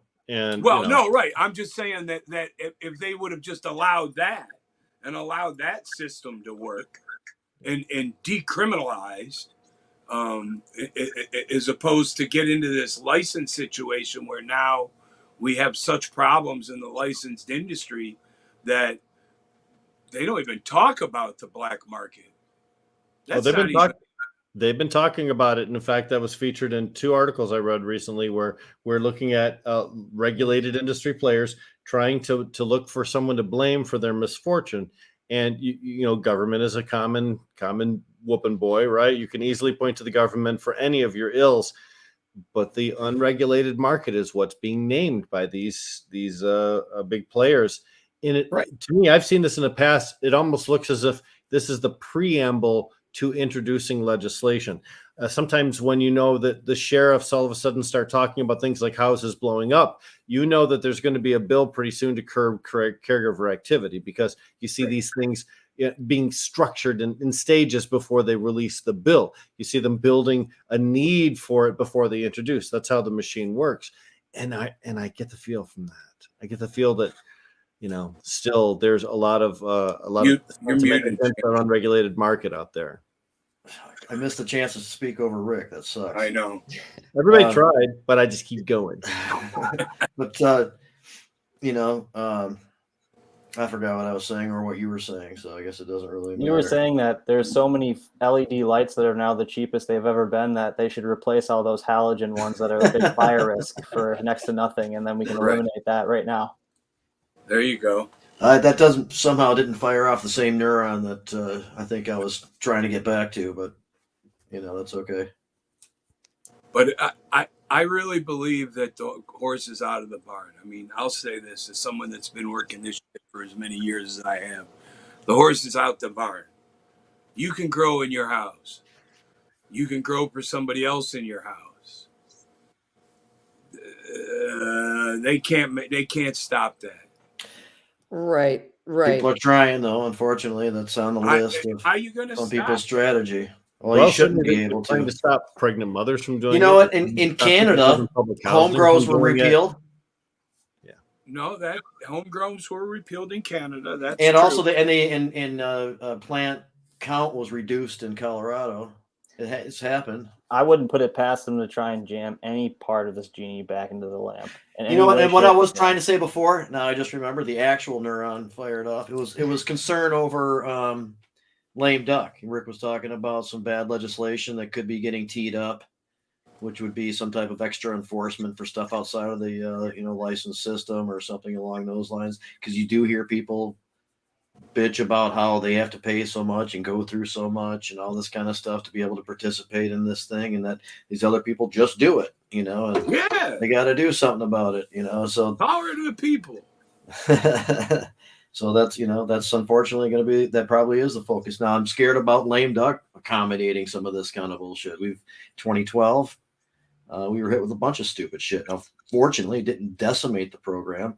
The original versions of those bills that passed in lame duck would have decimated it. We fought for months. They were known as the Walsh bills back then, because Representative Walsh was pretty much guiding the process most of the time. And he was not like directly on our side. He also wasn't necessarily an enemy.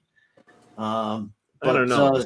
He was, there's a lot of ignorance that I think you have to account for some of his lack of taking a proper position on stuff. But he was fair in all the processes, as far as making sure there was enough time and space for everybody to get their say in. And, he actually brought the committee back for a second session. I've never seen it before, and I haven't seen it since. He brought this committee back for a second session to allow everybody who was on the list to speak an opportunity to later on that day. Not the next day or something, but while people were still around. While people were still in Lansing, and he promised to hear everybody, and he actually followed through with it. Not like some of the committees we attended since then. And some of the committees where they vote on it and then allow a comment afterward when let alone where they try to throw Rick Thompson out. Yeah, they like to do that. He tends to get under their skin sometimes during those conversations. I don't know. But and that bill too, those bills, I should say, we thought they weren't going to pass but at literally, and I don't know if it, by some design, but they did happen to pass at about 4:20 in the morning. It was the last day of session. I got a text from then Representative Irwin, who's now Senator Irwin, and saying, "Hey, these fucking things passed." So it's scary, man. Horse trading takes place when you don't expect it. We don't expect the stupid anti-caregiver 5301s to pass. Right. Guess what? We can't be complacent about that. And Nope. There's new shit that could pop up. As Rick says, could be, that shit he's talking about could pop up at any time. And then that's all now part of the whole horse trading package that go on with politicians after the election who have nothing to lose, who could be swayed. So what we need to say is, all of you, we need to say, oh, we definitely don't want a sweeping mandate for everyone to opt in. Definitely, we don't want that. Waive the opt out. Like, don't you say the exact reverse psychology. Yeah, reverse psychology, and allow majority of these municipalities just to opt in. There's a lot of things to discuss, but that's one of the biggest things. Just a reminder of that I kind of like about this rally that's coming up in a week from today, and a lot of people today is participating in the show. Joe Sullivan with Ancient Extracts, Red Setter was on, Spartan Grown, Bros Grow Show. We talked about Medical Mondays last night. 420 Post with Rick and I'm not sure about if Anton's show is on the list of ambassadors. We're on the show. I would assume so. Hero Project and Fob 1620. Yep. Both Jazz Cabbage, Michigan Normal. The list is pretty big. Either being a sponsor or one of the ambassadors in support. And but the reminder that peeling back any existing rights or imposing restrictive kind of mandates on the existing systems is the litmus test for the non-starter policy changes, law changes. There's no reason to do any of that. It seems as though there's been some good convincing. I think the MICAA and Robin have had a lot to do with it, with trying to let these big money interests know that they're better served, pointing at making the existing commercial system more efficient and functional. Robin, who would never walk in and say she represents the industry. However, she's grown exponentially since the MCMA opened their mouths. She went from 325 members to over 400 members, just like that. And, she would never claim to represent the industry like these people did. She represents a section of the industry. She's an organization. They have a process for when they make a decision to be in opposition or support or neutral or stay out of it, whatever the circumstances are. And she doesn't try to overstate her importance by saying that she represents everybody, because quite clearly there's a second industry group, the Michigan Cannabis Manufacturers Association, which is probably down to like 2 members now. All 2 of them. Way to go. That's what we hear. But she knows others may come. And the point is that she never tried to misdirect any legislature. She's not, that's not in her character to do that. No, that's one of the things that shows a weak personality, when they try to claim that they represent everybody, or that I have to be the first at everything I do. It's insecurity that's showing through. First of all, at this stage of maturity in this industry and in the community itself, there's no first left. I'm sorry. You can claim that all you want, but it just shows that you're grasping for attention at that point. So, Flourish was an MCMA member. Yep. They left. I'm not sure if I've seen anything publicly, but I've heard some of the conversations that they've had with some people they've reached out to, changing their position. I'm believing that, that any attention's needed at the caregivers or, any of that kind of stuff, and have joined the MICAA. That to me is kind of a good story. They've got probably some more behavior to exhibit to really, how about to back up what their new position is. But that's a good transformation, in my opinion. How about some information from them? Like, who were the other members of the MCMA, and what kind of money were they putting up to become members? And oh, by the way, you say you're in. What kind of money you putting up? They had a big management shakeup too. earlier this year. So I think I described it as a little bit the word renaissance, right? For some of these outfits that have had a chance to look inward and actually do that emotional intelligence audit, right? Or that like self-awareness audit. So that's where I see, and kudos to Robin as well. You know, I made the concerted effort on our end to join the MICIA with the organization I was previously with, based off of just it being rooted in democratic principles. I liked that idea of the fact that, you know, and everyone here might not all see eye to eye, but in the same breath, we all like the access to being able to have that choice. And no, I mean, that's phenomenal to hear that they joined. I was not aware of that. Hopefully they are doing it with good intentions and really turning a page there. I can say it seems like it. That's the best I can say. I'd like to see a little bit more. You know, I think time goes by, how they respond to things, what they, you know, what they do to back up their new position is important. But it seems like it.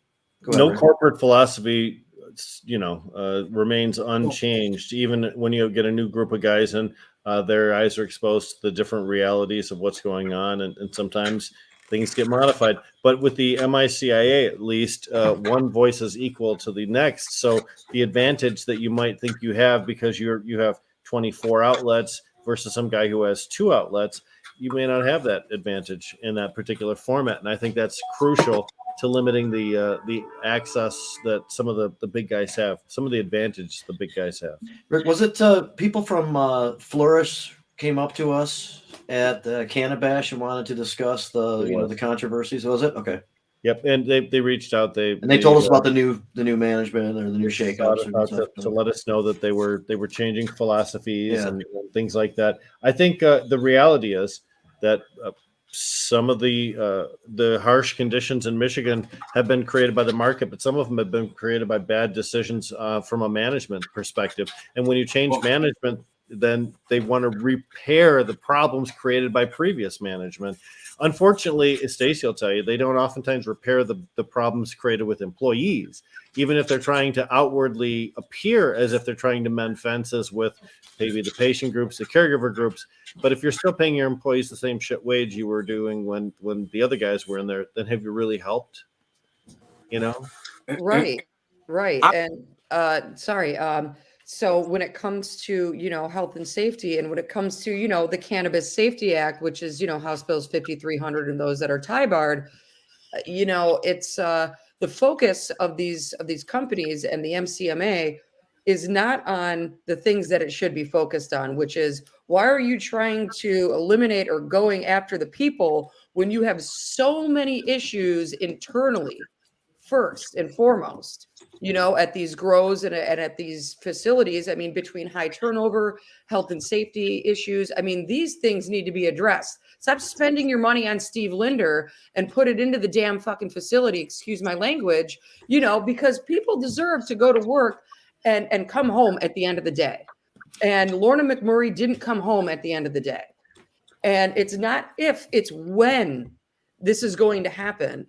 So, you know, workers that are currently working in the cannabis industry here in Michigan and elsewhere, it is vital that you speak up about these issues. You know, I've seen people say, well, it's just a $15 an hour job. I'm not about to get myself blacklisted, you know, or whatever it may be. And, you know, without the organization and, you know, the voice of the workers, it's going to be that much harder.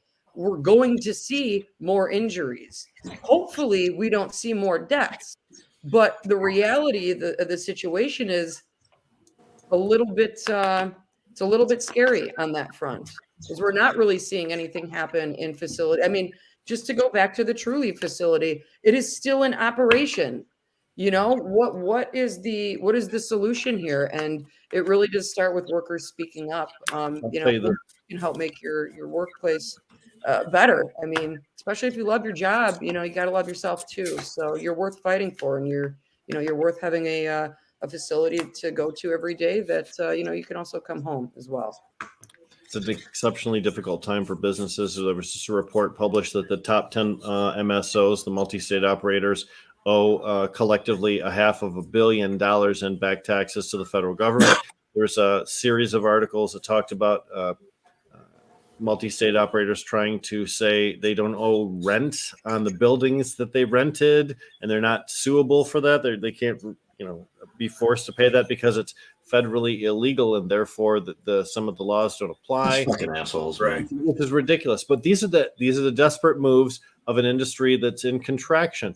And unfortunately, the employees are the ones that get squeezed the worst in these situations. So for employees to think that things are automatically going to get better without their own individual action trying to better themselves in the workplace, it's not going to. There simply isn't a dearth of money available to do things just spontaneously going to put in brand new showers for everybody at the facility. That's not going to happen. Going to spontaneously add more filters and fans. That's not going to happen. So, and I would say the trend of also this meets just an insane intersectionality with quiet quitting or the great resignation or anti-work. I mean, whatever label you want. Just my advice to you would be, if you are quiet quitting, to realize the consequences of your shrug for your own safety, especially in this industry. I witnessed it personally in over a decade in construction. Unfortunately, coincidentally, my brother had an employee that had not used proper protective equipment, PPE, a harness, and a lift, and this gentleman lost his life on Disney property. And the reaction of the company was very telling. It was very telling in a positive way. The reaction from my brother himself just moved to tears, losing a team member, right? You'll see, you never want to see that news headline, no matter if it's 10 months after it happened or not. But what you would like to see is just if there's a true commitment to worker protection as well as safety and standards, then that's going to have to come a lot from an education standpoint. And I think you nailed it on the head too, as far as these operators are concerned. I mean, this is an open call out to anybody that is trying to make it in this industry. Look inward. Are you 3 children stacked in a trench coat imitating an actual business, or are you coming correct? And that includes worker protection standards. Right on. Hey, Eric, real quick, name of the book, Papa Bear Gets Launched. The name of the book is Sometimes Papa Bear Gets Absolutely Launched. Right on. I love the name so much, dude. Every time I hear it, it cracks me up, man. Same, and it's been a very fun conversation piece. We are, if you have a chance to check out Elder Cactus on Instagram, he has a lot of other work, but that's just, it's funny, it's nuanced, I just am a big fan of him and his humor, and I got to give a shout out to my friend and partner Sean Muldoon for keeping me sane throughout a majority of my time here. Just in the industry, and just being able to offer a very unique perspective when it comes to the dialogue aspect of it as well. All right, so links for the Weed Stir stuff for the rally and stuff like that are in the comments, and then also now the link for the book that we've been talking about that Eric's been involved with and again, I'm sorry, you probably just said it. It's what. The what cactus? The Elder Cactus. Elder Cactus. Yes. All right. Very cool. Wow. Short-term memory issues. I'm getting old, man. Plus I'm totally just fucked up otherwise. So. Hey, by the way, since we're talking about books, I was given this book here, Stoner's Travel Guide to Upper Michigan. I was sent this cool. By the mail so that I could do a review of it. I got to tell you, I'm having a fun time reading this. Talks mostly about different things you want to see in the Upper Peninsula, but it does have a couple sections in here about how to be a responsible stoner when you're in the Very interested. So it's pretty cool, and I'll tell you more about it later on. I just wanted to throw that in there and as an aside. So what a great that's a cool thing to do, to get sent a book and say, hey, tell us what you think about this, and it's something interesting like that. That's a fun one. It is. I loved it. Very cool. Man. So anyway, so the Stacy was going to jump in. Oh, I'm sorry. Go ahead, Stacy. Sorry. No, I just wanted to say that book. I can't get over it, dude. I'm very excited for Papa Bear Gets Absolutely Launched, but also with the Harvest Rally next Tuesday, which is from 12 to 5 p.m. We are still looking for some donations. Thank you to everybody that's been super generous thus far. We are getting some extra tables and some chairs, and every dollar counts. So if you're able to hit the link tree that's in the chat and, contribute some pocket change, it would be very helpful and, go a long way. Adam's special trailer alone is, kind of costly. So I get a special trailer on that deal too. I couldn't imagine you would show up without, at least having that arranged. Oh no, I'm available without a trailer. Okay. my appearance fee has to be paid. The only trailer I ever seen there had a big Michigan State Police logo on the side of it. Not It should be a good time. I think Latricia's put a lot of work into it. She really has put her heart and soul into it. Jeez. And I think some of us, I'll be speaking. Jamie, Rick, are you speaking? Or yeah. So some of us will be shooting our mouths off from the steps of the Capitol. Always a good time, right? So I don't even know how many times I've done that. I mean, well, you never think you're going to until somebody says, "Hey, we're going to do this thing at the Capitol," and you're like, "Oh, okay. I guess I'm a part of doing something at the Capitol." Yeah, I've been involved a couple times in organizing them too, but mainly I just been showing up. Got to bring the hat, Jamie. Got to get the hat. Jamie has a very special hat he wears when he does his speeches. I don't know. It's too maggish now. Maggish? It's got different context, I think, than it used to have. Red and white, so it looks too Trumpy. Yeah, it's an American flag hat. It's been around the block. It's been at some very important places and times in this movement. And it's been kind of defiled a little bit by the actions of others. Ooh. So. That's disgusting, but yeah. I'm interested in hearing about somebody it. was gonna. It was a pregnant pause there where we all waited for someone to make a joke, but I figured I'd just wait till after the show. With that idea, no. Get a laugh out of it. That's what Jazz Cabbage is about: getting high and having fun. So Latrice, if you just tuned in, we were just talking about how great of a job you're doing organizing this rally. I know a lot of people are involved, but obviously the core of the organization and the getting the information out and all that kind of stuff is. Latrice doesn't sleep. She is going 24/7 right now. Organizing this and getting shit done. So definitely big shout out to Latrice. And there may or may not, I got some inside information that there might be somebody on stilts on the Capitol lawn. So it's going to be quite the entertaining rally. If you hopefully you can make it, take some time off work. It's definitely worth it. It's a lot of hard work that goes into it. So shout out Latrice for sure. Yeah, quite awesome. And good deal. And I don't think the person on stilts will be Adam, but you have to show up to find out. I hope not. I can barely walk with a walker. Are you kidding me? I could do stilts though. That's why I was so impressive with one of the third huge stilt cane. Nope, I can stand on those on the drywall leg extensions. When you're hanging drywall and have the like 2-foot extensions for your legs. I could do them. The stilts is just no. My balance at this age is I'm no longer symmetrical. So. And correct me if I'm wrong, Stacey. There's going to be some fire eaters, and there's going to be some circus shit. Yeah, jugglers and stuff like that. Circus. Yeah. Novelty, right? Well, novelty is probably the. I was going to say more eloquent way to put it. Yeah, Eric. So, Stacey, anything you want to make sure you get in before we wrap it up here tonight? For sure, man. Thanks for asking. When it comes to the rally again, we're definitely doing a whole section on labor workers and cannabis workers, and we really want to hear your story. If you work in the industry, this is a great day for you to come out, tell your story, how much you love the industry, what you would change about it.